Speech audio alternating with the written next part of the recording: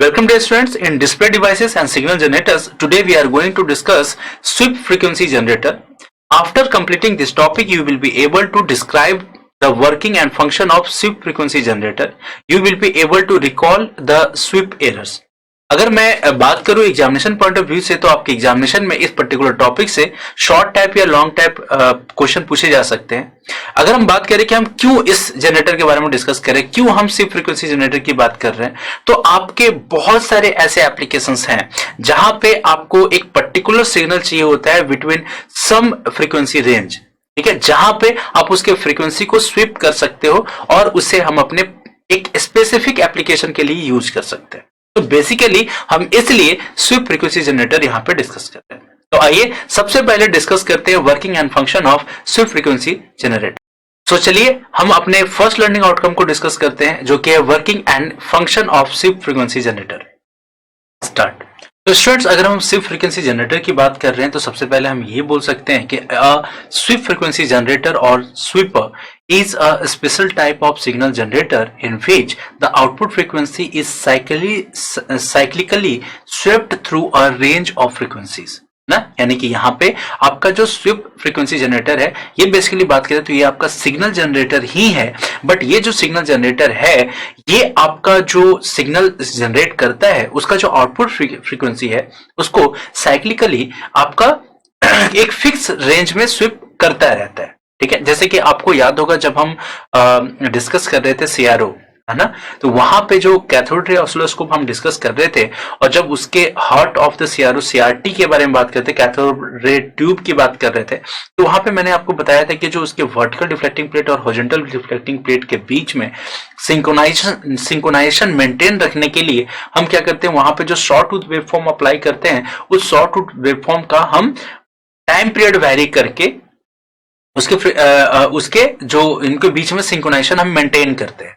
तो बेसिकली वो जो सिग्नल है वो आप स्वीप फ्रीक्वेंसी जनरेटर से ही जनरेट करके अपने सिंक्रोनाइजर को दे सकते हैं, जो कि आपके वर्टिकल डिफ्लेक्टिंग प्लेट और हॉरिजॉन्टल डिफ्लेक्टिंग प्लेट को सिंक्रोनाइज करता है. ठीक है, तो वहां पे ये आपका यूज किया जा सकता है. नेक्स्ट हम यहाँ पे बोल सकते हैं स्टार्ट.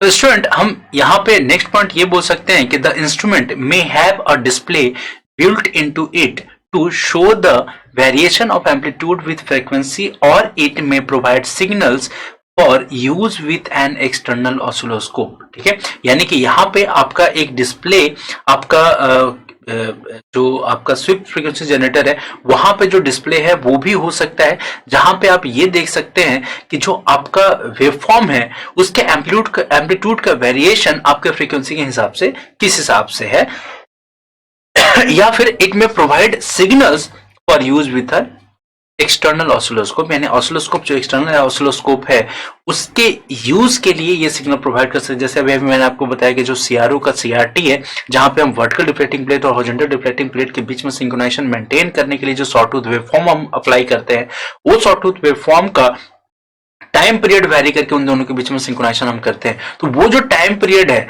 कहीं क्योंकि फ्रीक्वेंसी जो फ्रीक्वेंसी ऑफ द वेवफॉर्म जो होता है वो f = 1/t होता है, तो वहां पे टाइम पीरियड को वैरी करके हम उसके फ्रीक्वेंसी को मेंटेन करके हम उस सिग्नल को अपने एक्सटर्नल ऑसिलोस्कोप को दे सकते हैं, ताकि उसके वर्टिकल डिफ्लेक्टिंग प्लेट और हॉरिजॉन्टल डिफ्लेक्टिंग प्लेट में एक सिंक्रोनाइजेशन हो सकता है. ठीक है, तो ये तो एक आपका एप्लीकेशन है. ऐसे बहुत सारे एप्लीकेशंस हैं जो कि आप इलेक्ट्रॉनिक सर्किट में आपको रिक्वायरमेंट होती है, और वो चीज आप यहाँ पे इसकी मदद से वो पूरा कर पाते. ठीक है, चलिए स्टूडेंट्स, अगर अपने नेक्स्ट पॉइंट के बारे में बात करें तो यहाँ पे बोल सकते थे the time base is usually adjustable. इसके टाइम बेस को हम एडजस्ट कर सकते हैं, क्योंकि अगर इसका टाइम बेस एडजस्ट करेंगे तो ही इसका फ्रीक्वेंसी एडजस्ट होगा. To give output swift times in the range from 10 milliseconds to greater than 100 seconds. ठीक है, यानी कि यहाँ पे जो हम इसका टाइम जो बेस है, अगर उसको हम यूजुअली एडजस्ट कर सकते हैं तो आपका फ्रीक्वेंसी एडजस्टेबल हो जाएगा, क्योंकि time period is equal to 1/फ्रीक्वेंसी या फ्रीक्वेंसी इज इक्वल टू 1/टाइम पीरियड होता है. जहां पे to give output shift time, जो आउटपुट शिफ्ट टाइम है in the range from 10 milliseconds to greater than 100 second.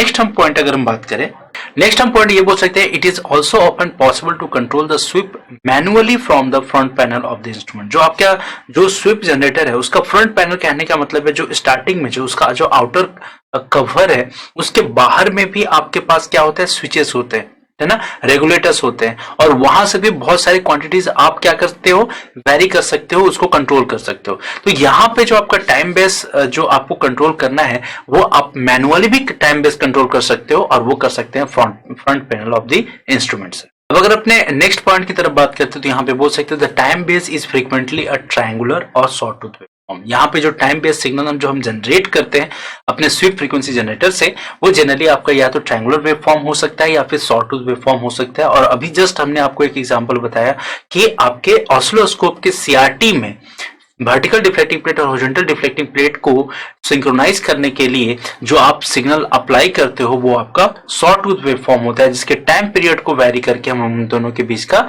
Synchronisation maintain करते हैं। ठीक है, तो ये आपका कंप्लीट डिस्कशन है आपके ये कि किस स्वीप फ्रीक्वेंसी जनरेटर होता क्या है और वो कैसे आपका वो जो काम करने का जो उसका जो मेन कॉन्सेप्ट है वो क्या हो सकता है।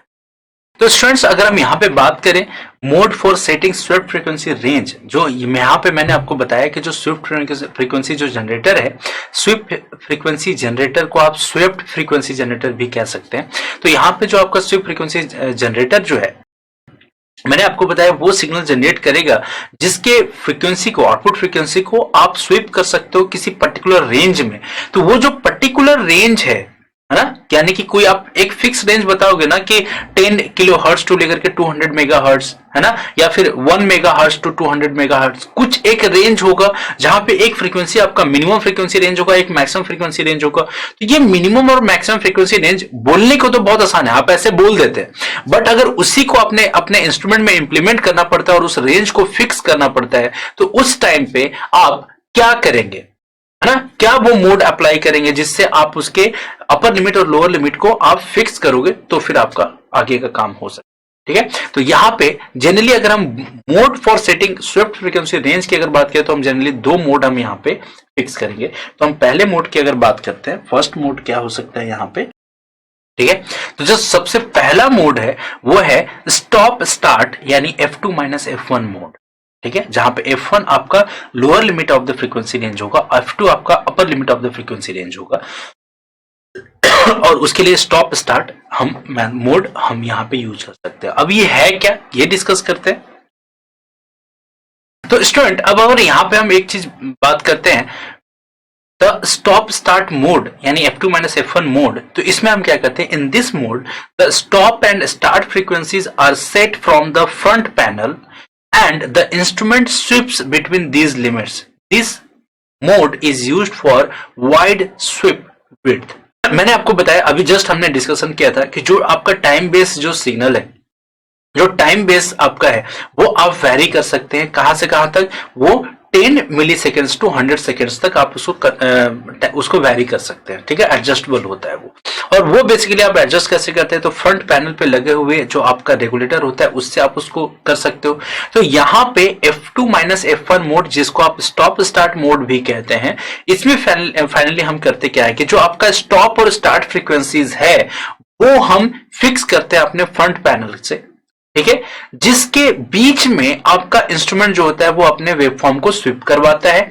और ये जो मोड है वो आप कब यूज करते हैं, जब आपको वाइड स्वीप विड्थ चाहिए होगा, यानी कि वाइड फ्रीक्वेंसी रेंज अगर आपको चाहिए होगा तो ही आप स्टॉप स्टार्ट मोड यहां पे यूज करोगे, वरना नहीं करोगे। सेकेंड जो मोड है वो है डेल्टा फ्रीक्वेंसी मोड। तो स्टूडेंट्स अब हम यहां पे बात करते हैं डेल्टा फ्रीक्वेंसी मोड। ठीक है, और डेल्टा फ्रीक्वेंसी मोड में अगर हम बात करें तो यहां पे क्या करते हैं, in this mode the centre frequency and the maximum excursion about this frequency are set from the front panel. It is used for narrow sweep width. ठीक है, यहां पे बेसिकली हम क्या करते हैं, यहाँ पे सेंटर फ्रीक्वेंसी हम फिक्स करते हैं, साथ ही साथ कितना उसका मैक्सिमम जो हम एक्सकर्शन कर सकते हैं फ्रीक्वेंसी का, सेंटर फ्रीक्वेंसी से, वो हम फिक्स करते हैं अपने फ्रंट पैनल से। ठीक है, और उसके बाद उस रेंज में हम अपने सिग्नल के फ्रीक्वेंसी को वेरी करवा सकते हैं। और बेसिकली जो आपका डेल्टा फ्रीक्वेंसी मोड होता है वो आप कब यूज करते हो, जब आपको नैरो स्वीप विड्थ की जरूरत पड़ती है। है ना। वाइड स्विप विड्थ में हम क्या करते हैं, स्टॉप स्टार्ट या फिर F2-F1 मोड हम यहाँ पे यूज करते हैं। बट अगर हमें नैरो स्विप विड्थ की जरूरत पड़ती है तो वहां पे हम डेल्टा फ्रीक्वेंसी मोड हम चूज कर सकते हैं और उसको हम यूज कर सकते हैं अपने सिग्नल के फ्रीक्वेंसी को वेरी करने में। अब अगर यहाँ पे हम एक स्पेशल नोट के एक स्पेशल पॉइंट की बात करें जिसको हम नोट के थ्रू हम डिनोट कर रहे हैं, तो यहाँ पे हम क्या बोल सकते हैं कि the frequency range of the swift frequency generator usually extends over 3 bands 0.001 hertz to 100 kilo hertz, जिसको हम low frequency to audio frequency range बोलते हैं। 100 kilo hertz to 1500 mega hertz, इस रेंज को हम बोलते हैं रेडियो फ्रीक्वेंसी रेंज।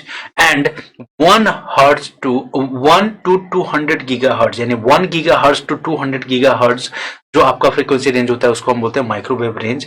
यानी कि आपका जो स्विफ्ट फ्रीक्वेंसी जनरेटर है ये इन तीनों रेंज में काम कर सकता है, तीनों रेंज में आप आपके सिग्नल के फ्रीक्वेंसी को ये वेरी करवा सकते हैं। ठीक है, अब बेसिकली ये है कि ये जो आपका फ्रीक्वेंसी रेंज आप यहाँ पे डेवलप कर रहे हो वो किस तरीके से आप इसको अचीव कर सकते हैं, है ना। तो स्टूडेंट्स अब हम यहाँ पे बात कर रहे हैं approaches for covering wide band of Swift frequency from a single instrument. अभी जस्ट हमने एक नोट में क्या डिस्कस किया कि जो आपका एक जो सिंगल स्विफ्ट फ्रीक्वेंसी जनरेटर जो होता है वो आपके तीनों रेंज को कवर करता है, जैसे 0.001 हर्ट्ज टू 100 किलो हर्ट्ज तक के रेंज को भी देख सकते हैं, जिसको low frequency to audio frequency range हम बोल सकते हैं। 100 किलो हर्ट्ज से लेकर 1500 मेगा हर्ट्ज तक के रेंज को भी ये कवर कर सकता है, जिसको हम बोलते हैं रेडियो फ्रीक्वेंसी रेंज। फिर हम बात करें तो वो 1 to 200 गीगा हर्ट्ज के रेंज को भी अचीव कर सकता है, जिसको हम बोलते हैं माइक्रोवेव रेंज। तो ये जो सभी के सभी रेंजेस और इतने जो वाइड आपका जो बैंड हम स्विफ्ट फ्रीक्वेंसी का जो हम चूज कर रहे हैं किसी सिंगल इंस्ट्रूमेंट से, तो उसके अप्रोचेस क्या हो सकते हैं, कैसे आप वो अप्रोच कर सकते हैं। कि अगर आपका मान लेते हैं कि जो अब एक आपका स्विफ्ट फ्रीक्वेंसी जनरेटर है जो कि आपके frequency range 0.001 to 100 kilo hertz के रेंज में आपके वेवफॉर्म का फ्रीक्वेंसी चेंज कर सकता है। ये एक बहुत बड़ा वाइड रेंज है ना। 0.001 हर्ट्ज को हम सिंपली कह सकते हैं 1 मिली हर्ट्ज। तो 1 मिली हर्ट्ज से लेकर के 100 किलो हर्ट्ज का जो अगर आप फ्रीक्वेंसी बैंड देखो तो ये बहुत ही बड़ा वाइड रेंज हो जाता है। फिर अगर हम बात करते हैं आपके उसको क्या कहते हैं, अगर आप रेडियो फ्रीक्वेंसी रेंज देखते हो जो कि 100 किलो हर्ट्ज से 1500 मेगा हर्ट्ज की अगर हम बात कर लेते हैं, तो वो जो रेंज है अपने आप में बहुत बड़ी रेंज है। 1 giga hertz to 200 giga hertz का जो रेंज है वो बहुत बड़ा रेंज है। अब इस वाइड रेंज में आपका एक सिंगल इंस्ट्रूमेंट कैसे अलग अलग फ्रीक्वेंसी पे आपका सिग्नल को ऑपरेट कर सकता है, जनरेट कर सकता है, ये एक बहुत बड़ा सवाल उठता है। तो उसके लिए आप क्या क्या अप्रोचेस कर सकते हैं वो हमें डिस्कस करने की जरूरत है। और यहां पे अगर हम बात करें तो आप जनरली 3 अप्रोचेस यहां पे यूज करते हैं, है ना। तो सबसे पहला जो अप्रोच है वो हम अगर हम यहां पे डिस्कस करें तो सबसे पहला अप्रोच है हमारा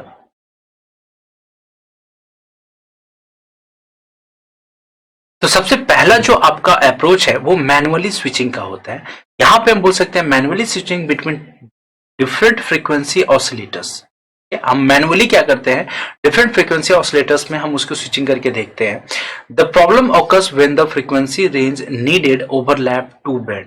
अब अगर मैनुअली अगर आप कोई फ्रीक्वेंसी में अगर आप स्विचिंग करते हो तो यहाँ पे सबसे बड़ी जो प्रॉब्लम ऑकर होती है वो प्रॉब्लम ऑकर होती है कब, जब आपका जो 2 फ्रीक्वेंसी रेंज है वो एक दूसरे पर ओवरलैप कर जाए।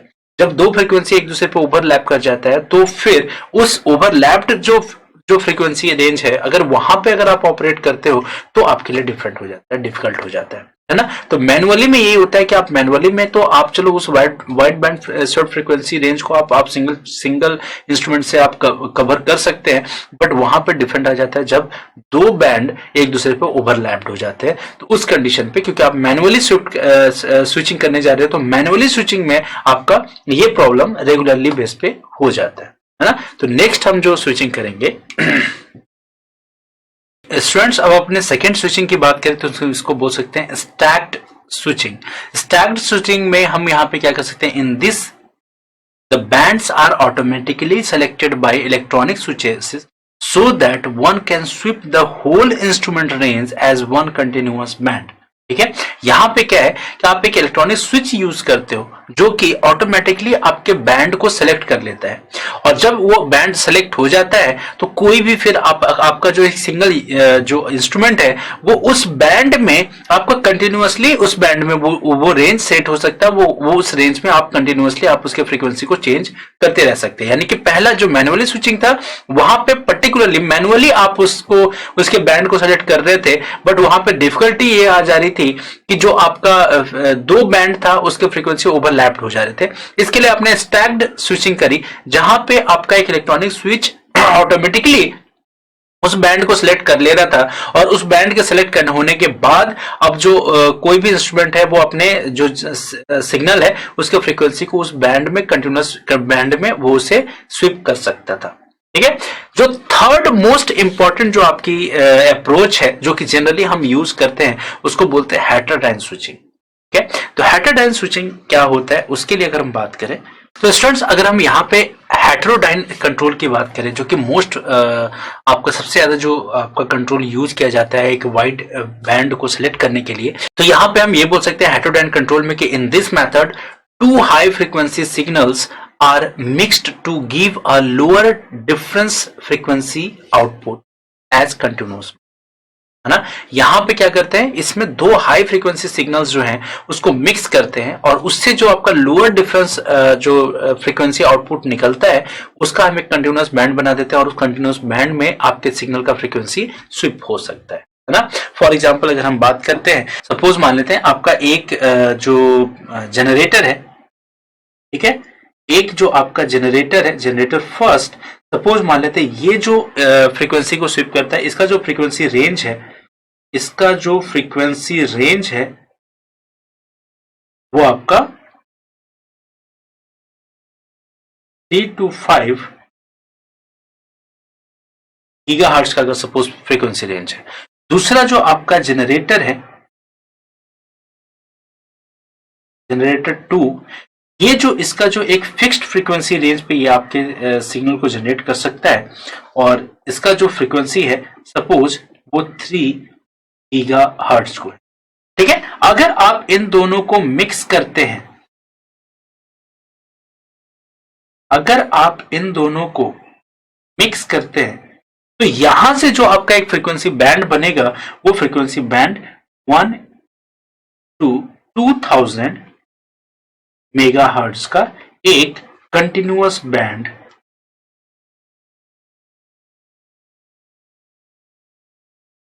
बन सकता है। ठीक है, तो यहां पे हेटेरोडाइन यही क्या कह रहा था कि दो हाई फ्रीक्वेंसी सिग्नल्स को हम मिक्स करते हैं और वहां से जो आपका लोअर डिफरेंस फ्रीक्वेंसी आउटपुट निकलता है वो एज अ कंटिन्यूअस बैंड की तरह हम यूज करते हैं। तो अगर आप यहां पे देखो ध्यान से, तो यहां पे आपने 3 to 5 गीगाहर्ट्ज का फ्रीक्वेंसी रेंज एक जनरेटर से निकाला था, एक जनरेटर से फिक्स्ड फ्रीक्वेंसी 3 गीगाहर्ट्ज का निकाला था, और जब आपने इन दोनों को मिक्स किया तो यहां पे जो आपका कंटिन्यूअस बैंड बन रहा था वो 1 to 2000 मेगाहर्ट्ज, आपने जो फ्रीक्वेंसी रेंज मिक्स किया था वो गीगाहर्ट्ज के रेंज में था, बट वहां से जो निकल के आया वो आपका मेगाहर्ट्ज में कन्वर्ट होकर के आपको कंटिन्यूअस बैंड मिल गया। तो ये जो आप प्रोसेस यूज करते हैं आप इसको बोलते हैं हेटेरोडाइन कंट्रोल। देख सकते हैं block diagram of sweep generator using a heterodyne frequency generator. यहाँ पे मैंने बताया कि जो हेटेरोडाइन फ्रीक्वेंसी जनरेटर जो होता है वो आपका बेसिकली उस प्रोसेस को हम यूज करते हैं किसी वाइड बैंड को सिलेक्ट करने के लिए। तो हम यहाँ पे देख सकते हैं कि यहाँ पे आप देखो, यहाँ पे आपका फ्रीक्वेंसी जनरेटर 1 है, फ्रीक्वेंसी जनरेटर 2 है, जिसके फ्रीक्वेंसी जो पर्टिकुलर एक फ्रीक्वेंसी रेंज पे जो आपका सिग्नल होता है उसको मिक्सर में हम मिक्स करते हैं, लो पास फिल्टर से पास करवाते हैं, क्योंकि हमें क्या करना होता है कि दो हायर फ्रीक्वेंसी रेंज को मिक्स करके उससे उसके डिफरेंस से एक लो फ्रीक्वेंसी बैंड हमें बनाना होता है। तो ऑब्वियसली जिस फ्रीक्वेंसी बैंड का हमें बनाना है उससे आप लो पास फिल्टर से आप उसको पास करवाते हो, और लो पास फिल्टर से जो आप उसको सिग्नल पास करवाते हो, देखो आपका आउटपुट एटेन्यूएटर के थ्रू आउटपुट की तरफ चला जाता है, एक जो आपका सिग्नल है वो आपके मार्कर जनरेटर की तरफ बढ़ जाता है, जहां पे डिटेक्टर इनपुट यानी कि जो आपका डिवाइस है जो अंडर टेस्ट है उसको एक आपका सिग्नल चला जाता है। दूसरा वही जो सिग्नल है वो आपके डिस्प्ले पे चला जाता है जो कि वाई एक्सिस की तरह काम करता है। वहां पे आप देख सकते हैं जो आपका फ्रीक्वेंसी स्वीपर होता है टाइम बेस, ठीक है, उसका जो सिग्नल है वो आपका एक्स एक्सिस की तरह काम करता है ना। तो वहां पे जो फ्रीक्वेंसी स्वीपर जो है, फ्रीक्वेंसी जनरेटर जो है, वहां पे हमने क्या कर दिया कि उसके टाइम बेस को वेरी करके हमने उसका एक एक्सिस डिजाइन कर लिया। अब जो भी हमें सिग्नल चाहिए एक पर्टिकुलर फ्रीक्वेंसी पे, उस पे हमने क्या किया कि वहां पे जो उसी फ्रीक्वेंसी स्वीपर का जो आउटपुट है उसको हमने फ्रीक्वेंसी कंट्रोल में भी पास करवाया, जिसके फ्रीक्वेंसी को आप मैन्युअली कंट्रोल भी कर सकते हो। Then frequency generator 1 frequency generator 2 से पास करवा करके मिक्सर से मिक्स करवा करके लो पास फिल्टर से आउटपुट और आपके डिस्प्ले को सप्लाई कर दिया जाता है। और उसी पर्टिकुलर जो डिस्प्ले से आपको यह पता चल जाता है कि जिस फ्रीक्वेंसी पे जिस टाइम बेस पे सिग्नल आपको आपके टेस्ट इंस्ट्रूमेंट को सप्लाई करना है वो आपका मिल रहा है या नहीं मिल रहा है, और उसके बाद हम मार्कर जनरेटर के थ्रू हम उसे अपने इंस्ट्रूमेंट को सप्लाई कर देते हैं। तो ये आपका फंक्शन है of sweep generator using heterodyne frequency generator. तो हम यहाँ पे एक पॉइंट ये बोल सकते हैं कि since the tuning range needed for the wide output variation small, the instrument has good linearity. यहाँ पे जो ट्यूनिंग रेंज है आपके वाइड आउटपुट के लिए उसके लिए जो आपका वेरिएशन है वो बहुत कम होता है, तो इसके चलते आपका जो इंस्ट्रूमेंट का लिनियरिटी है वो बरकरार रहता है ना। However a non linear mixture, जो मिक्सर हम यहाँ पे यूज करें वो नॉन लीनियर मिक्सचर है, will produce many other frequencies in addition to the required one. ठीक है, जहां पे आपका जो मिक्सर है वो नॉन लीनियर मिक्सर है जो कि बहुत सारे फ्रीक्वेंसी को आपका प्रोड्यूस करता है, और हम उसमें जो हमें रिक्वायर्ड होता है उसके साथ साथ बहुत सारे फ्रीक्वेंसी को वो प्रोड्यूस करता है। तो स्टूडेंट अब अपने नेक्स्ट पॉइंट पे अगर हम बात करते हैं कि output level control is used in a swept frequency generator to keep the output amplitude to the value set on the front of dial। ठीक है, यानी कि हम जो आउटपुट जो आपका जो वैल्यू है वो हम सेट करते हैं किस पे, वो हम सेट करते हैं आपके फ्रंट डायल से, है ना। तो यहाँ पे जो आउटपुट कंट्रोल जो लेवल है वो इस हिसाब से यूज किया जाता है कि आपका जो स्वीप फ्रीक्वेंसी जनरेटर है वो जो आपका सिग्नल प्रोड्यूस कर रहा है उसका जो आउटपुट एम्पलीट्यूड है वो वही हो जो हम फ्रंट डायल से फिक्स करते हैं ना। यूजुअली एन आरएफ डिटेक्टर यानी कि radio frequency detector monitors the RF amplitude of the output, है ना। यूजुअली जो आपका आरएफ डिटेक्टर है वही आपके RF amplitude of the output को मॉनिटर करता है। This is compared with the signal corresponding to the required amplitude and the error is fed back to the electronic attenuator circuit to keep the output constant, है ना। Basically यहाँ पे हम क्या करते हैं कि जो भी आपका सिग्नल आपका जनरेट होता है स्वीप फ्रीक्वेंसी से, उसको हम क्या करते हैं, हम उस सिग्नल के साथ कंपेयर करते हैं जो हमें ये बताता है कि कितना हमें एम्पलीट्यूड रखना है। ठीक है, और अगर उन दोनों में अगर कोई भी डिफरेंस आ रहा है तो वो जो डिफरेंस होगा वो आपका एरर बन जाएगा। उस एरर को हम अपने इलेक्ट्रॉनिक एटेन्यूएटर सर्किट से पास करवाते हैं ताकि वो अपने सिस्टम में एक ऐसा वेरिएशन क्रिएट करे कि आप वही आउटपुट में एम्पलीट्यूड फ्रीक्वेंसी का जो सिग्नल है वो जनरेट करो जो आपका रिक्वायर्ड होता है, और वो आउटपुट आपका कांस्टेंट हो।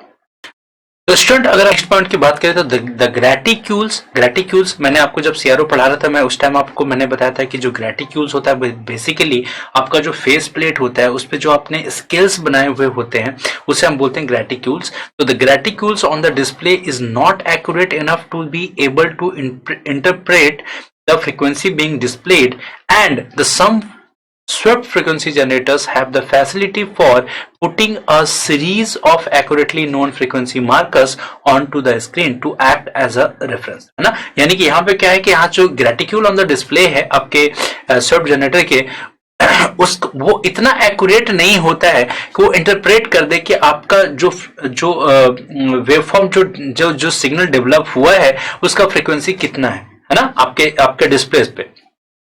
तो हम यहाँ पे कुछ ऐसे स्वेप्ट फ्रीक्वेंसी जनरेटर हैं जिसमें ये फैसिलिटी होती है कि वो एक series of accurately known frequency markers जो होता है वो अपने स्क्रीन पे डिस्प्ले करता रहता है ना। अब वो मार्कर्स अगर आपके स्क्रीन पे डिस्प्ले होता है और उस पे अगर आपका वेवफॉर्म प्रोड्यूस होता है तो वहां से आप देख सकते हो कि आपका जो डिस्प्लेड वेवफॉर्म है उसका फ्रीक्वेंसी कितना है, और ये आपका रेफरेंस की तरह काम कर सकता है। अब ये जो मार्कर जो आपका फ्रीक्वेंसी सिग्नल है वो आप कैसे जनरेट करते हैं ये अब यहाँ पे एक मैटर बन जाए, है ना। तो उसके लिए हम ये बात कर सकते हैं तो स्टूडेंट अब अपने नेक्स्ट पॉइंट की बात करें तो one method of generating the marker frequency is to pass the output from a stable crystal oscillator through a harmonic generator which give a series of narrow pulses spaced at harmonic intervals.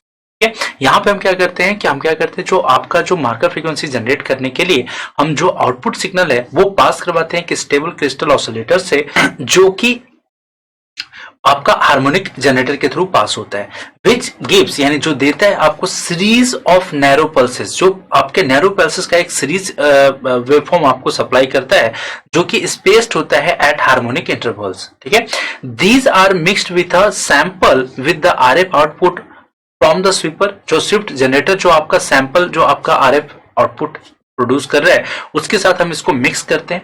The mixer will produce a series of low difference frequency output burst called birdies as the sweeper frequency approaches and passes through each harmonic frequency.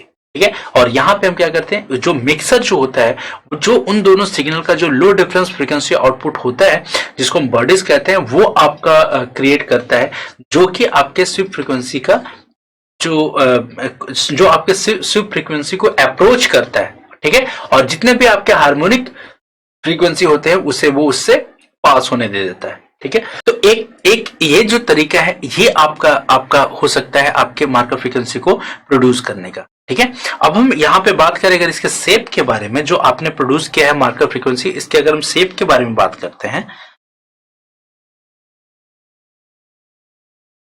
इसमें हम last जो point हम ये discuss कर सकते हैं, the bodies are shaped and amplified and then combined with the signal received back from the device under test via detector before being fed to the display. ठीक है, तो यहाँ पे अब हम क्या करते हैं कि जो हमने मार्कर फ्रीक्वेंसी जो यहाँ पे डेवलप किया था उसके जो उसके शेप उसको और ज्यादा शेप कर दे, एम्पलीफाई कर दे और इसको कंबाइन कर दे आपके सिग्नल से. जो सिग्नल आपके जो डिवाइस आपका अंडर टेस्ट है उससे जो आपका सिग्नल निकल रहा है उसको डिटेक्टर के थ्रू हम क्या कर सकते हैं, इसके साथ हम कंबाइन कर सकते हैं और देन आप इसको सप्लाई कर सकते हो. किसे? आप इसको सप्लाई कर सकते हो अपने डिस्प्ले को. तो इस तरीके से आप एक फ्रीक्वेंसी मार्कर फ्रीक्वेंसी यहाँ पे डेवलप करते हैं जो कि एज अ रेफरेंस काम करता है, और उस तरीके से आप एक्यूरेट आप किसी भी सिग्नल का फ्रीक्वेंसी वहां से डिटरमाइन करने की कोशिश कर सकते हैं. यानी कि जिस पर्टिकुलर फ्रीक्वेंसी पे आपका सिग्नल डेवलप होना चाहिए, जिस पर्टिकुलर फ्रीक्वेंसी पे वो जो सिग्नल है वो किसी आपके टेस्ट डिवाइस को अप्लाई होना चाहिए, सप्लाई होना चाहिए, वो चीज हम इस तरीके से वहां पे जनरेट करके उसे सप्लाई कर सकते हैं. So students, we have achieved the first learning outcome, that is working and function of sweep frequency generator, and I hope that you have understood it very well. So let's have a knowledge.